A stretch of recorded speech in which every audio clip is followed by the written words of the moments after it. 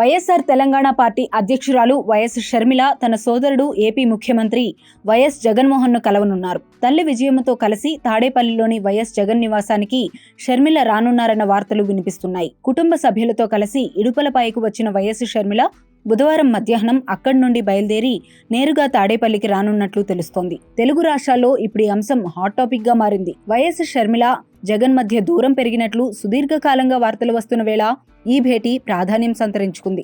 అంతేకాదు YS Sharmila YSRTP పార్టీని కాంగ్రెస్ లో విలీనం చేసేందుకు ముహూర్తం ఖరారు చేసుకోవడం, ఢిల్లీ బయలుదేరి వెళ్లనున్న నేపథ్యంలో రాజకీయ వర్గాల్లోనూ ఇది చర్చనీయాంశంగా మారింది.